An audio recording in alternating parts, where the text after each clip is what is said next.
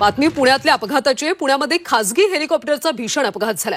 बावधन परिसरामध्ये ही घटना घडली। दाट धुक्यामुळे हे हेलिकॉप्टर कोसळल्याची माहिती आहे। या अपघातात हेलिकॉप्टरमधल्या 2 पायलट आणि एका इंजिनियरचा मृत्यू झाला। प्रीतम भारद्वाज, गिरीश पिलाई, परमजीत सिंग अशी मृत्युमुखी पडलेल्यांची नावे आहेत। त्यांचे मृतदेह रेस्क्यू करण्यात यश आलं असून डीजीसीए कडून पुढची चौकशी केली जाते। ऑक्सफर्ड गोल्फ क्लबच्या हेलिपॅडवरून उड्डाण केल्यानंतर हा अपघात झाला।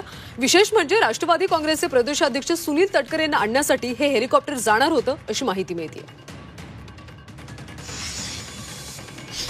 2 पायलट आणि एक इंजिनियर आहेत। एक भारद्वाज आहेत, एक परमजीत आहे आणि एक पिल्लई आहे, अशी तिघांची नाव आहेत। आणि कोणी एक्स आर्मी होतं त्याच्यामध्ये आता जे आय कार्ड मिळाले त्यात असं लक्षात येतं की एक नौसेनेतले रिटायर्ड ऑफिसर होते। हे राज्यामध्ये असते, त्यामुळे या कुठल्याही जसा अपघात कुठल्याही हेलिकॉप्टर होऊ नये त्याची कंपनीने काय काळजी घ्यावी, त्याचं काय नियोजन असलं पाहिजे याचं देखील खरं तर आता शासनाच्या वतीने, सरकारच्या वतीनं किंवा उड्डाण मंत्रालयाकडनं हे याच्यावरती खरं तर उपाययोजना राबवणं गरजेचं आहे। अतिशय गांभीर्याने आपण सगळ्यांनीच घेतला पाहिजे। हा काही राजकारणाचा विषय नाहीये। आपण सगळ्यांनी राजकारण बाजूला ठेवून मग रस्ते सुरक्षितता असेल, ट्रेन सुरक्षितता असेल किंवा विमान हेलिकॉप्टरची सुरक्षितता असेल, या सुरक्षिततेबद्दल अतिशय गांभीर्याने 0 ॲक्सिडेंट्स कसे होतील ह्याच्यासाठी एक समाज म्हणून आपण सगळ्यांनी एकत्र काम करण्याची गरज आहे। तर या दुर्घटना स्थळावरून याचा आढावा घेतला आमचे प्रतिनिधी निलेश खरमरे यांनी। पाहूयात।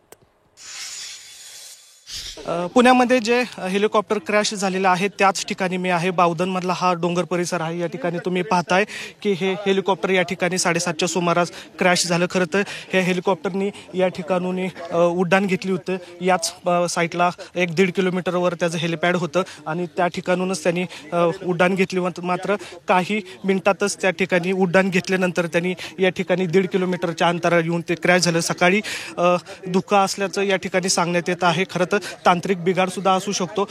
या ठिकाणी तुम्ही पाहताय की जे क्रॅश झालेले हेलिकॉप्टर आहे त्याचे तुकडे या परिसरामध्ये पडलेले आहेत। जवळपास 100 मीटर परिसरामध्ये त्याचे तुकडे या ठिकाणी पडलेले आपल्याला पाहायला मिळतात। आपल्यासोबत काही स्थानिक नागरिक आहेत, नगरसेवक आहेत। पाटील साहेब, काय घटना होती, तुम्हाला कधी कळलं आणि हे कुणाचं हेलिकॉप्टर होतं? एका प्रायव्हेट कंपनीचं हेलिकॉप्टर होतं असं माहिती मिळते।